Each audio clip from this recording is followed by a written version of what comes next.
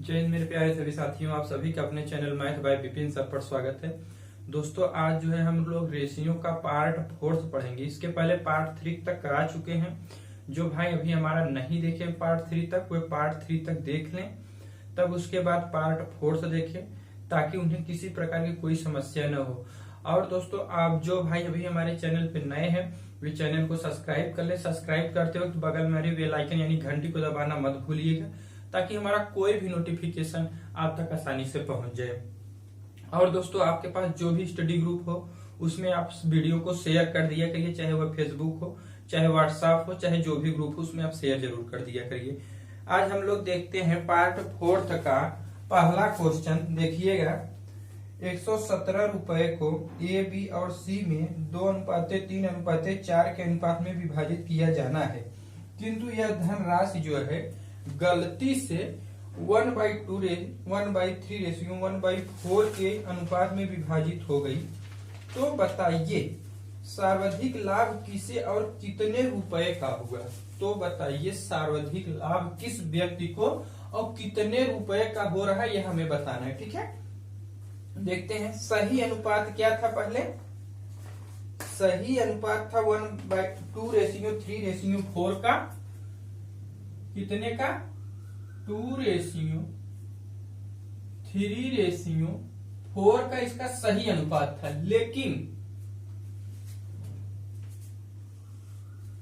लेकिन गलती से इसको जो है 1/2:1/3:1/4 के अनुपात में विभाजित कर देते हैं। देखते हैं, 1/2:1/3:1/4 के अनुपात में यह विभाजित हो जाती है। यानी अब हम इसको सिंपल वे में क्या कर सकते हैं, यहाँ पर हम 12 लघुत्तम हो जाएगा, एलसीएम इसका हो जाएगा। जब 12 इसका एलसीएम हो जाएगा तो हम इसको देखो 12 ले लेंगे तो यहाँ क्या जाएगा 12/2 यानी 6, यानी यहाँ क्या हो जाएगा 6। यहाँ 12/3 यानी 3 चौके 12, यहाँ 4 और यहाँ 4 3 12 3 और टोटल के नीचे जो है क्या हो जाएगा 12 हो जाएगा। यानी कि यहाँ से 12 दो 300 खत्म हो, यानी कि इसका नया रेशियो जो है 6:4:3 हो जाएगा। क्या हो जाएगा 6:4:3 के अनुपात में जो है इसको विभाजित कर दिया, डिवाइड हो जाता है। अब देखो, यदि पूछा जाए सर्वाधिक लाभ किसे और कितने रुपए का हुआ, यानी कि A:B:C का वैल्यू यह दिया था पहले, बाद में यह हो जाता है यह। ठीक, अब देखना किससे सर्वाधिक लाभ हुआ।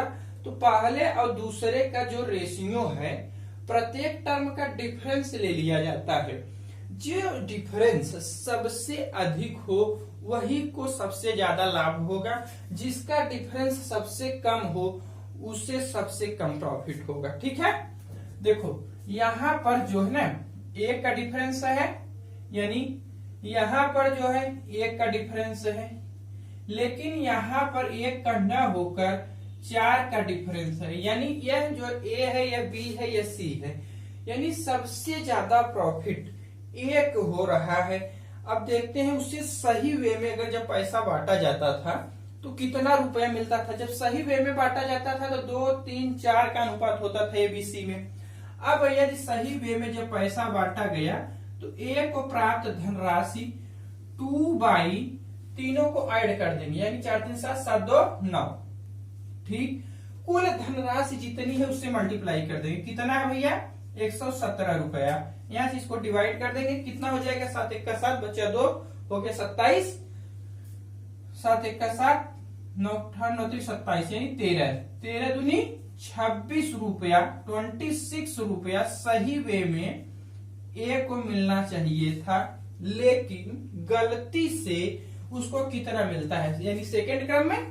देखते हैं 6, अब तीनों को ऐड 6 4 10 10 3 13, यानी कि 13 गुणे जो टोटल मनी हो, यानी कि 117 रुपए 117,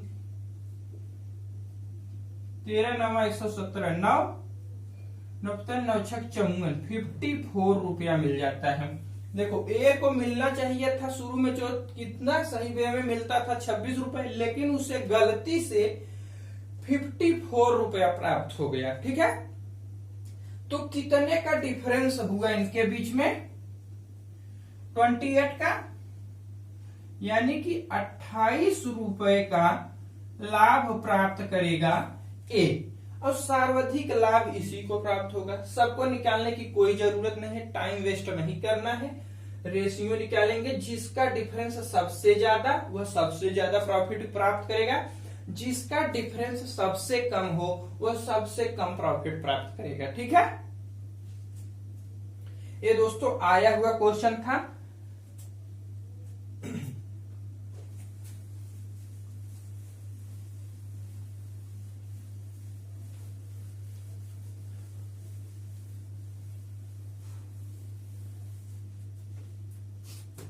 आप लोग रिवीजन करते रहिएगा, जितने पॉसिबिलिटी बन सकती है क्वेश्चन की सारी पॉसिबिलिटी हम कराएंगे, और जो भी कोई भी ऐसा क्वेश्चन नहीं होगा जो कि किसी न किसी एग्जाम में आया न हो। ज्यादातर हम टारगेट लेके चल रहे हैं कि जो रेलवे के पेपर लगे हुए हैं, रेलवे में दोस्तों क्या करता है, एसएससी सीजीएल का और बैंक पीओ का कुछ क्वेश्चन सीपीओ एसआई का उठाता है, यही आरआरबी में और ग्रुप डी में एनटीपीसी में यही सब पुटअप करेगा। यह कोई अलग से क्वेश्चन नहीं लाएगा कि नहीं कहीं अलग से लाए, और कुछ क्वेश्चन जो होता है अपने पुराने जो सॉल्वेड होते हैं उसको ले लेता है। यही 3-4 तरह से क्वेश्चन कलेक्ट करता है, यही एनटीपीसी में ग्रुप डी में क्वेश्चन आते हैं इस टाइप के। और जितने भी पॉसिबिलिटी बन सकती है, सारी की सारी पॉसिबिलिटी, जितने टाइप के क्वेश्चन बन सकते हैं दोस्तों, सारे के सारे कराएंगे। आप केवल रिवीजन करते रहिएगा बस। ठीक है, अब देखो नेक्स्ट क्वेश्चन। एक व्यक्ति ने 8600 रुपए यानी 8600 रुपए अपने 5 बेटे, 4 बेटियों तथा 2 भतीजों के लिए छोड़ता है या उन्हें बांटता है। ठीक, छोड़ता है या उन्हें बांट देता है।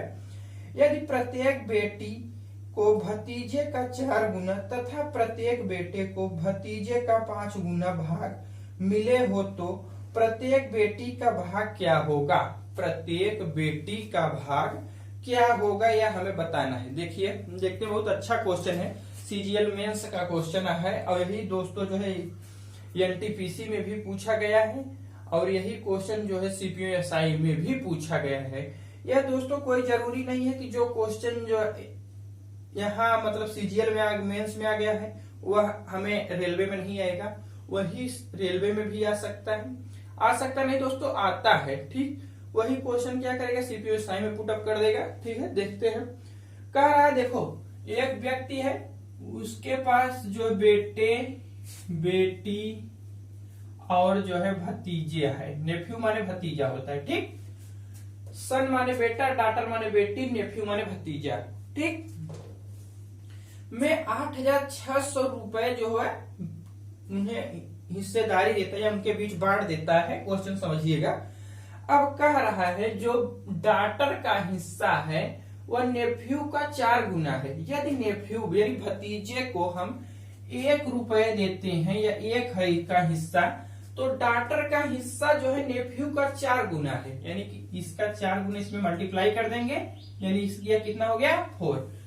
अब क्वेश्चन में आगे कह रहा है सन का जो पुत्र का हिस्सा है वह नेफ्यू का यानी भतीजे का 5 गुना है, यानी कि इसका 5 गुना इसके पुत्र का हिस्सा है, यानी कि इसका रेशियो यह हो गया। ठीक, अब देखो यह तो 1 का है, यानी कि 1 सन का, 1 डॉटर का, 1 नेफ्यू का, लेकिन उसके पास कितने सन, कितने बेटियां और कितने भतीजे हैं, अभी तो हमें क्वेश्चन में दिया है, देख लेते हैं। 5 बेटे हैं, यानी 5 बेटे हैं तो 50-25 हो जाएगा, 25 हो जाएगा। 4 बेटियां हैं, यानी कि इसमें 4 से मल्टीप्लाई कर देंगे, 16 हो जाएगा। 2 भतीजे हैं, यानी इसमें 2 से मल्टीप्लाई कर देंगे। ठीक, नया रेशियो यह हो जाएगा, यानी 5 भतीजे हैं, 4 बेटियां हैं और 2 भतीजे हैं। ठीक, अब इनको हम ऐड कर देंगे, कितना हो जाएगा 25 + 16 + 2 हो जाएगा कितना 43। कितना हो जाएगा भैया 43। कितने 43 व्यक्तियों में 8,600 रुपए बांटा जाता है, यानी 43 व्यक्तियों में 8,600 रुपए को बांटा जाता है। यह इससे यह कितने गुना ज्यादा है। देखिए 43 से जब इसको डिवाइड करेंगे 2 जाएगा, 2 जीरो आ जाएगा, यानी कि 200 टाइम। कितने गुना ज्यादा है 200 टाइम, 200 गुना ज्यादा है। ठीक, जब 200 गुना ज्यादा है तो यह भी तो 200 गुना ज्यादा होंगे। एक व्यक्ति जो है 200 गुना, 43 व्यक्ति हैं, 43 व्यक्ति को 8600 रुपए बांटा जाता है। कितने गुना ज्यादा है 200 गुना ज्यादा। अब देखते हैं, इसी प्रकार पूछ रहा है कि ये प्रत्येक बेटी का भाग बताओ। एक बेटी का भाग यहां से हम 4 निकाले हैं, 4 न निकाल होकर यह 4 से 200 गुना ज्यादा होगा। ठीक है, कितने गुना ज्यादा होगा 200 टाइम। 4 दूनी 8, यानी कि 800 रुपया। प्रत्येक बेटी का हिस्सा जो है 800 रुपए है। प्रत्येक भतीजे का हिस्सा यहीं से निकाल लेते हैं, इसमें 200 से मल्टीप्लाई कर देंगे, 200 हो जाएगा। प्रत्येक सन का हिस्सा इसमें भी 200 से मल्टीप्लाई कर देंगे, 5 दूनी 10, यानी कि क्या हो जाएगा 1000 रुपए। प्रत्येक बेटे का हिस्सा 1000 रुपए, प्रत्येक बेटी का हिस्सा 800 रुपए, प्रत्येक नेफ्यू का हिस्सा 200 रुपए। ठीक, जो पूछे आप निकाल सकते हैं। अब देखो एक क्वेश्चन हम और बता सकते हैं, चारों बेटियों का हिस्सा इसमें 4 से मल्टीप्लाई कर दो, या फिर दोनों भतीजे का हिस्सा 2 से मल्टीप्लाई कर दो, इसका 2 गुना कर दो। 5 सन का हिस्सा यानी 5 लड़कों का हिस्सा कितना होगा, इसमें 5 से मल्टीप्लाई कर दो। टोटल ऐड कर दोगे जब, तो हमारा इतना रुपए के बराबर आ जाना चाहिए। ठीक दोस्तों, ये सीजीएल मेंस का क्वेश्चन था, इसे आप जरूर दोबारा देखिएगा। हम तो पूरी कोशिश की आपको एक ही बार में समझ में आ जाए। अगर एक बार समझ में न आया हो तो इसे दोबारा जरूर देखिएगा। आप क्वेश्चन जितना हम वीडियो अपलोड किए हैं सबको सब रिवीजन कायदे से करिए।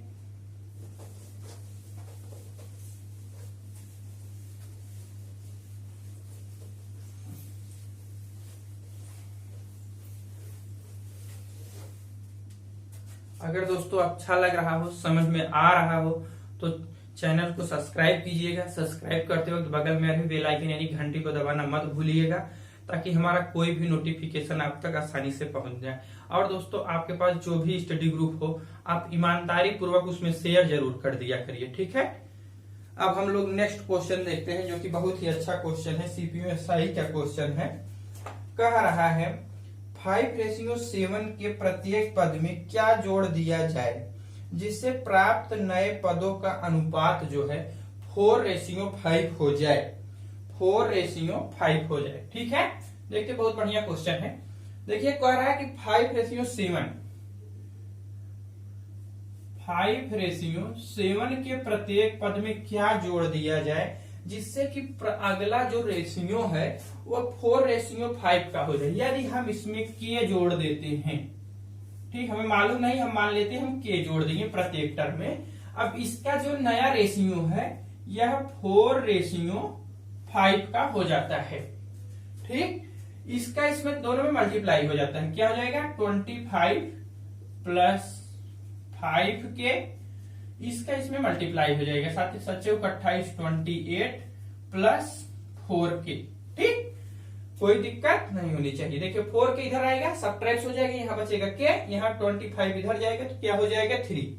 28 में से जब 25 करेंगे इधर जाएगा तो माइनस हो जाएगा। ठीक, जब 4 के इधर आएगा तो माइनस हो जाएगा, 5 के सब्ट्रैक्ट हो जाएगा उसमें से, सॉरी दोस्तों 5 के में से 4 के सब्ट्रैक्ट हो जाएगा, यानी बचेगा के इक्वल टू 3।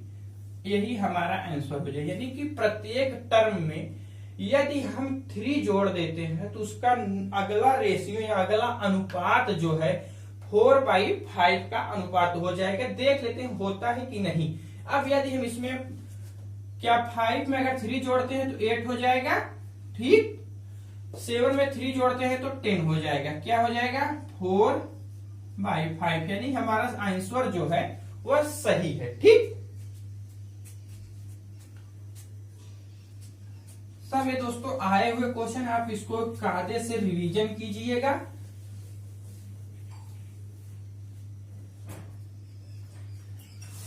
इसी टाइप के क्वेश्चन जो है बनेंगे एग्जाम में, चाहे वो रेलवे हो, चाहे ग्रुप डी हो, चाहे सीपीएसआई हो, चाहे सीजीएल हो, चाहे बैंक पीओ हो, चाहे यूपीएसआई हो, चाहे कोई भी एग्जाम हो, इसी प्रकार के क्वेश्चन बनेंगे। देखते हैं, सब के सब क्वेश्चन जो है दोस्तों लेटेस्ट कम से कम 5 साल के अंदर का लिए हैं जो पेपर आया हुआ है।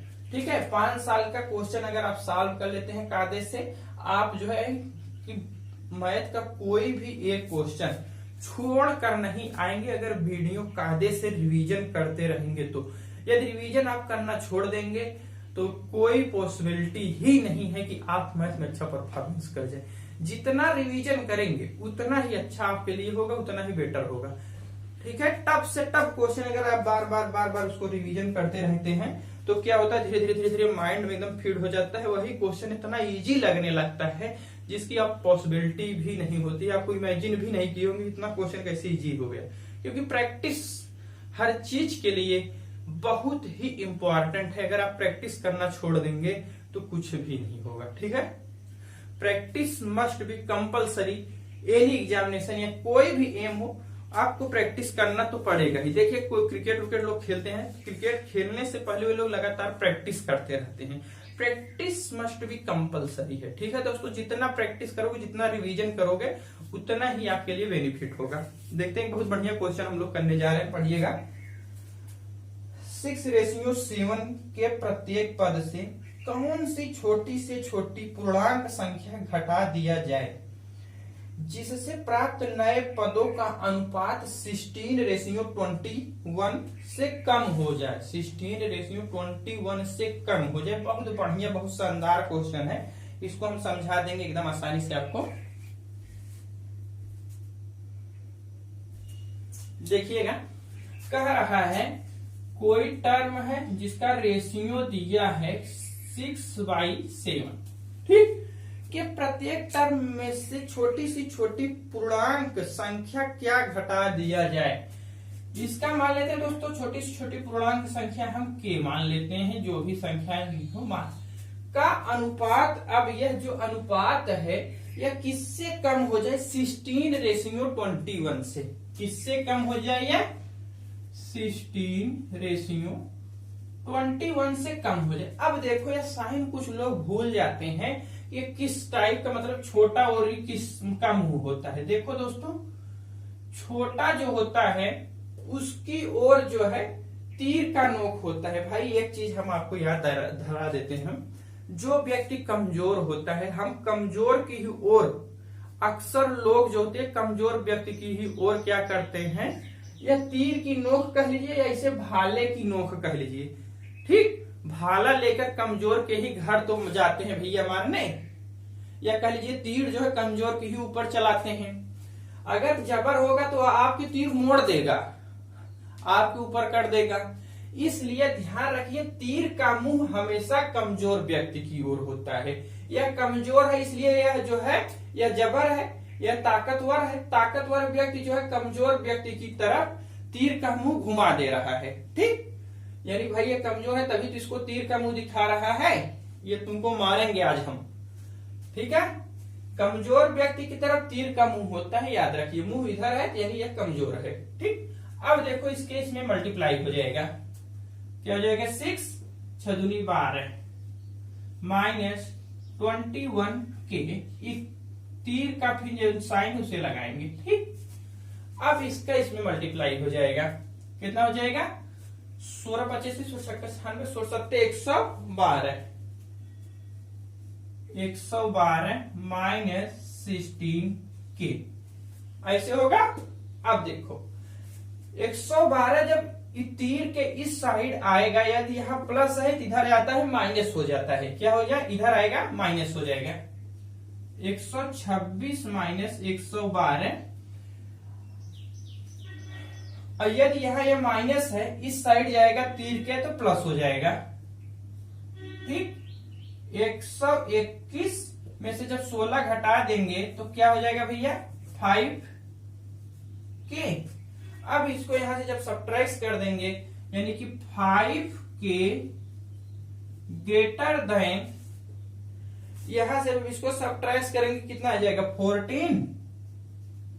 अब देखो k बराबर जो है क्या हो जाएगा 14/5। ग्रेटर k से k ग्रेटर देन होगा 14/5। 14/5 को हम क्या कर सकते हैं, 5 दूनी 10, 4 बचा 5 8 40, यानी कि 2.8, यानी कि k की वैल्यू जो है 2.8 से अधिक होनी चाहिए पूर्णांक यानी इंटीजर नंबर में। यानी कि अगला पूर्णांक क्या होगा जो 2.8 से अधिक हो, 3 ही तो होगा भैया, क्योंकि 3 के पहले 2.8 के पहले 3 के पहले जो है सब जो है फ्रैक्शन यानी दशमलव में आएंगे, डेसिमल में आएंगे। इसका अगला वैल्यू हो जाएगा 3 इंटीजर में, यानी कि इसका आंसर जो होगा वो 3 होगा।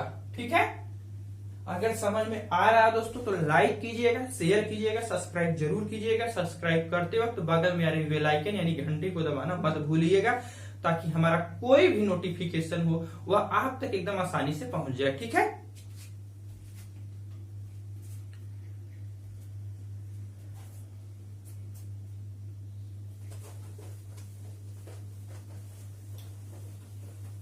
इसको अगर दोस्तों एक बार फिर रिवीजन करेंगे तो आपके लिए बहुत ही अच्छा होगा। रिवीजन करते रहिएगा और क्वेश्चन जितने पॉसिबिलिटी के बनते हैं सारे के सारे क्वेश्चन हम सब कराएंगे।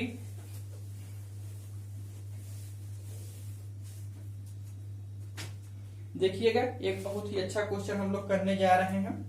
कह रहा है दो संख्याएं जो है 5:9 के अनुपात में है, यदि प्रत्येक संख्या से 1 घटा दिया जाए तो इसका नया अनुपात 7:13 जो है 13 हो जाता है, तो छोटी संख्या का मान बताओ। तो छोटी संख्या का मान बताओ क्या होगा। ठीक, यहां हम लोग देखते हैं दो संख्याएं हैं जो 5:9 के अनुपात में है। जब रेशियो हम इनका देखो यहां पर 5:9 है, जब रेशियो ब्रेक करते हैं तो इन्हें हम क्या कह सकते हैं 5x, 9x। ठीक, यह हमारी दो संख्या होगी। कह रहा कि प्रत्येक संख्या से 1 घटा दिया जाता है जब, ठीक, 5x - 1 बाई 9x - 1 घटा दिया जाता है तो नया रेशियो जो है हमारा क्या हो जाता है 7:13 हो जाता है।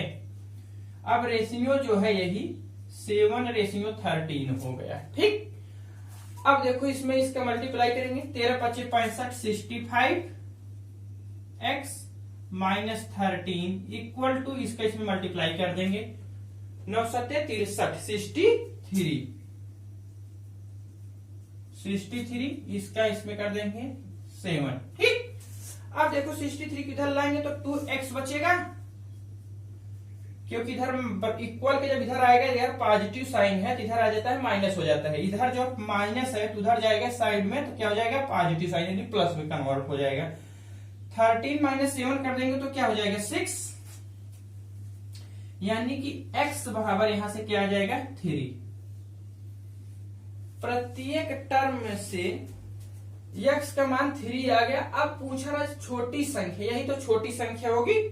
5x x के स्थान पर 3 रखेंगे यानी छोटी संख्या जो है 5 × 3 कितना हो जाएगा 15। अब यहीं पर यदि हम बड़ी संख्या पूछ दें तो 9x, x की वैल्यू यहां से रखेंगे 9 × 3 9 × 3 = 27 27, यह बड़ी संख्या हो गई।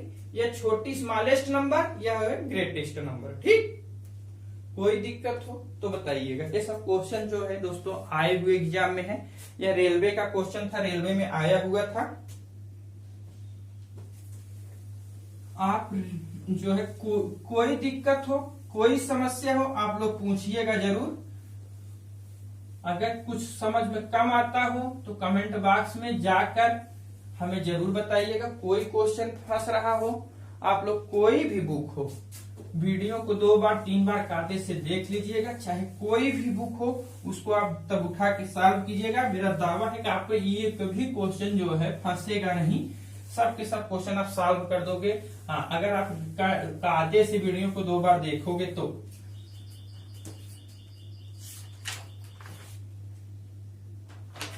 अब हम लोग नेक्स्ट क्वेश्चन देखते हैं। देखिएगा, 3 संख्याएं जो हैं 1:2:3 के अनुपात में हैं और इन संख्याओं के घनों का योगफल 288 है।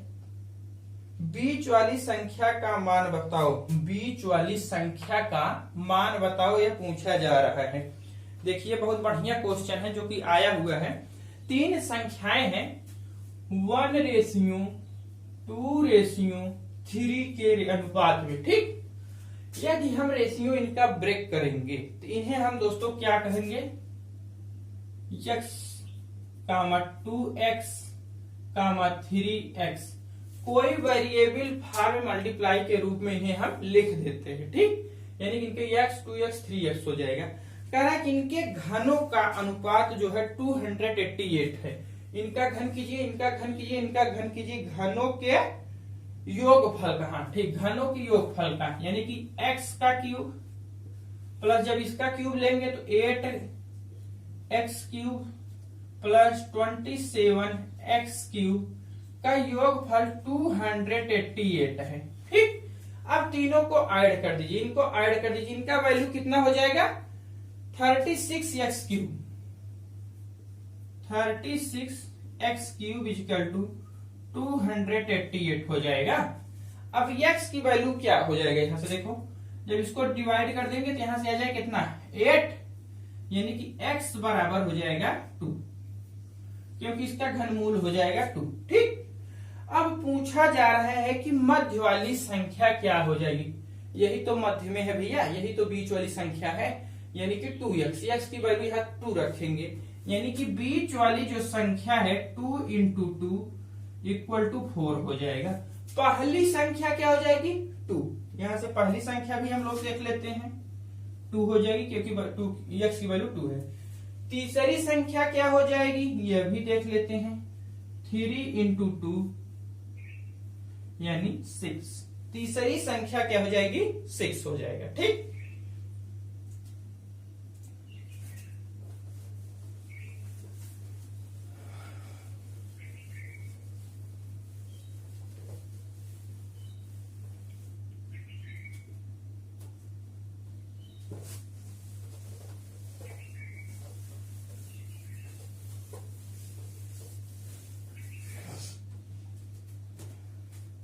अब हम लोग नेक्स्ट क्वेश्चन पढ़ते हैं। बहुत ही अच्छा क्वेश्चन दोस्तों, जो कि कई एग्जामों में आया हुआ है। देखो, सीजीएल में आया, प्री का एग्जाम है टीयर 1 का, फिर उसके बाद यह रेलवे में आया हुआ है, ये CPSI में आया हुआ है क्वेश्चन।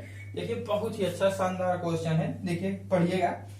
3 संख्याएं 4:5:6 के अनुपात में है और इनका मासा 12 है, यानी कि इनका HCF जो है 12 है। तो बड़ी संख्या का मान बताओ। तो बड़ी संख्या का मान बताओ, यह हमें मुझसे पूछा जा रहा है, ठीक है। 3 संख्याएं हैं जिनका रेशियो दिया है, कितना है 4:5:6 है, ठीक। यदि हम इनका रेशियो ब्रेक कर देंगे तो हम क्या लिख सकते हैं, 4x 5x 6x 4x 5x 6x इनको लिखते। मासा ज्ञात करने के लिए दोस्तों भी हम बताए तो नहीं है, लेकिन जब LCM HCF पढ़ाने लगेंगे तो डिटेल से डिस्कशन करेंगे। मास यानी कि HCF जो होता है, जो प्रत्येक टर्म में कॉमन हो उसको, जो यानी प्रत्येक टर्म में हो उसी को मास कहते हैं, ठीक। यहाँ देखो x है, यहाँ x है, यहाँ x है, इसके अलावा इसमें कुछ भी ऐसी संख्या नहीं है जो तीनों में कॉमन हो या तीनों से लिया जा सकता हो। यहाँ x है, यानी कि इनका HCF या कह लीजिए मासा, जो भी कहना हम यहाँ मासा लिख देते हैं, कितना हो जाएगा x, ठीक। लेकिन क्वेश्चन में आगे कह रहा है कि इनका मासा कितना है 12 है। यहाँ हम तो x करें, लेकिन इनको क्वेश्चन में दिया कि इनका मास जो है कितना है, 12 है, यानी कि x किसके बराबर हो गया, 12 के। ठीक, x की वैल्यू कितना हो गई, 12, क्योंकि यही मास है, यही मास है, इसका x का मान कितना हो जाएगा, 12 के बराबर। अब पूछ रहा है कि सबसे बड़ी संख्या का मान बताओ, इसमें सबसे बड़ी कौन सी होगी, 6। ठीक, सबसे बड़ी संख्या क्या हो जाएगी, 6x, x की वैल्यू यहां से रखेंगे 12, 12 पंच 72, 72 सबसे बड़ी संख्या हो जाएगी। सबसे छोटी संख्या क्या हो जाएगी, 4 इंटू एक्स, एक्स के दरी पर 12 रख देंगे, बढ़ 48, 48 हो गया। मध्य वाली संख्या क्या हो जाएगी, 5 इंटू एक्स, एक्स की दरी पर 12, 12 पंजे 60 हो जाएगा। ठीक, यही सबसे बड़ी संख्या या बीच वाली संख्या या उसके बाद ये। ठीक, पूछा गया था सबसे बड़ी संख्या, लेकिन हम लोग तीनों संख्याएं ज्ञात किए। अब पूछ दे कि सबसे बड़ी और सबसे छोटी या सबसे बड़ी और बीच वाली संख्या के बीच क्या अंतर होगा, तो बीच वाली संख्या तो यही है और सबसे बड़ी संख्या यह है, यानी कि इसके और इसके बीच का अंतर कितना है, 12 है, क्योंकि 72 माइनस 60 करेंगे तो 12 आ जाएगा। यह भी क्वेश्चन बन सकता है जी। ठीक है,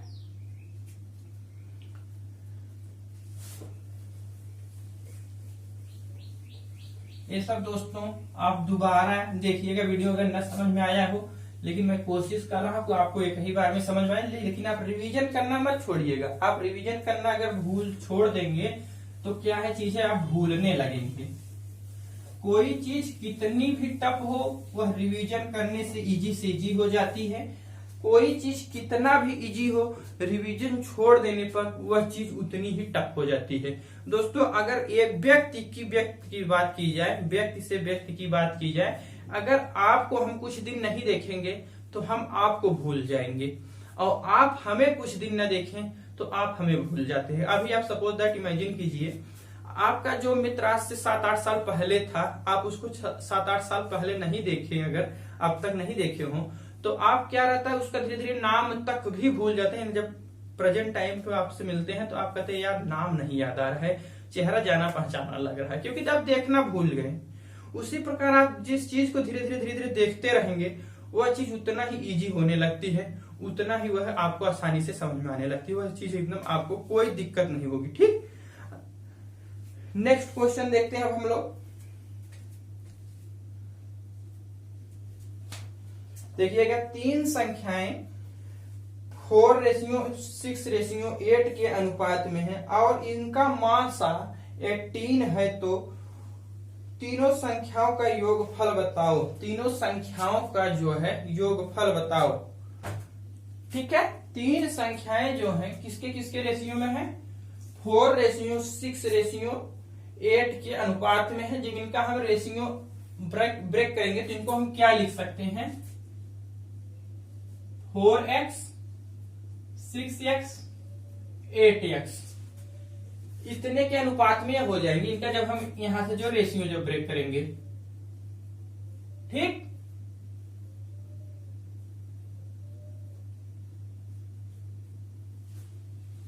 फोर एक्स, 6x, 8x। अब देखो इनका मास क्या होगा भैया, जो हम अभी बताएं कि प्रत्येक टर्म में कॉमन हो वही इसका मास होगा। यहां से देखो x, और यहां से 2, यहां से 2, यहां से 2, प्रत्येक टर्म में 2x ऐसा संख्या है जो प्रत्येक में कॉमन है, यानी कि इनका मास 2x हो गया। लेकिन क्वेश्चन में कह रहा है मास 2x न होकर 18 है। कितना भैया, 18, यानी कि 18 है, यानी कि x बराबर 9 दूनी 18, x बराबर 9 हो गया। ठीक, x बराबर 9 हो गया। अब देखो पूछा जा रहा है कि इन संख्याओं का योगफल बताओ, यानी कि इनका योगफल निकाल लेते हैं। 6 4 10, 10 8 18, इनका योगफल क्या हो जाएगा भैया, योगफल जो है 18x हो जाएगा। x की वैल्यू यहां से रखेंगे, 18 गुणे 9, 18 9 162, यानी कि इनका योगफल, तीनों संख्याओं का योगफल 162 हो जाएगा। अगर इसी में हम पूछ दें कि पहली संख्या का मान बताओ, सबसे बड़ी संख्या का मान बताओ, बीच वाली संख्या का मान बताओ, यस की वैल्यू यहां से रखते हुए आप निकाल लेंगे। सबसे बड़ी संख्या यही देख लेते हैं। सबसे बड़ी संख्या क्या हो जाएगी, 8 इंटू एक्स, एक्स की वैल्यू यहां से रखेंगे 9, यानी कि 8 इंटू 9 हो जाएगा 8 9 72, सॉरी दोस्तों 8 9 72, यानी 72। ठीक, यहाँ थोड़ा सा लिखने में जो है इधर हो जा रहा था। 8 9 72 यानी 72 हो जाएगा सबसे बड़ी संख्या का मान। सबसे छोटी संख्या का मान देख लेते हैं, 4 इंटू 9 यानी 36, सबसे छोटी संख्या का मान। दोस्तों आज जो है हम लोग अनुपात का पार्ट यहीं पर समाप्त करते हैं। अब हम आगे जो है समा अनुपात पढ़ेंगे। अगर दोस्तों अच्छा लगा हो तो लाइक कीजिएगा, शेयर कीजिएगा, सब्सक्राइब जरूर कीजिएगा। सब्सक्राइब करते वक्त बगल में आ रही बेल आइकन यानी घंटी को दबाना मत भूलिएगा, ताकि हमारा कोई भी नोटिफिकेशन आप तक आसानी से पहुंच जाए। जो भाई भी आपके पास स्टडी ग्रुप हो उसमें आप शेयर जरूर कर दिए, चाहे वो फेसबुक हो, चाहे व्हाट्सएप हो, चाहे जो भी ग्रुप हो, आप उसमें शेयर कर दिया करिए। Thanks for watching.